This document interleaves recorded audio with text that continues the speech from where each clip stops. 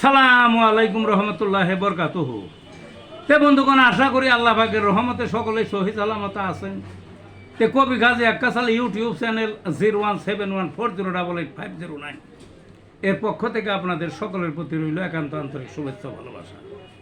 তে বন্ধুগণ, এখন আপনাদের সামনে স্বরচিত যে কবিতাটা পাঠ করবার চেষ্টা করব, কবিতাটার নাম হলো মুকুটহীন ফুটবলার রোনালদো। কি? মুকুটহীন ফুটবলার রোনালদো। পর্তুগালের রোনালদোকে আপনারা সবাই চিনেন বহু বছর আগের থেকে, এমনকি মেসিরও আগের থেকে সে জগৎজোড়া পরিচিত।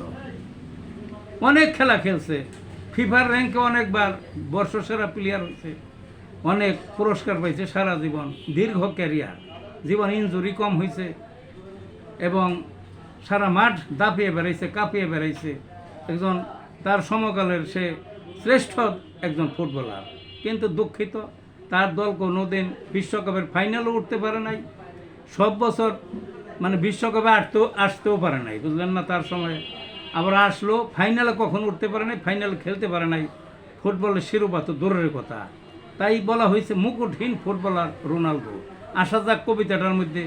পর্তুগালের রোনালদো ভাই কেনা তারে চিনে, দীর্ঘদিনের ক্যারিয়ার আজও রাখছে ধরে। নিয়ন্ত্রিত জীবন তার, বয়স গেছে বেড়ে, 4 দশক পাড়ি দিল তবু এখন মাঠে।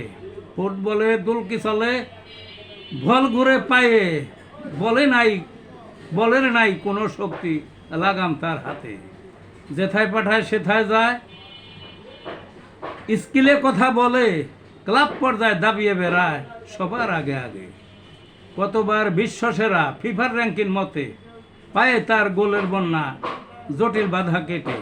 প্রতিপক্ষ নাস্তানা বুথ ডি বক্সের কাছে, এত কিছুর পরেও সে বিশ্বকাপে মিশে। মুকুটহীন ফুটবলার, রাজত্ব তার ক্লাবে, বুঝলেন না? মানে ক্লাব পর্যায়ে রাজত্ব, কিন্তু বিশ্বকাপে নয়। ভালো থাকুন বন্ধুগণ।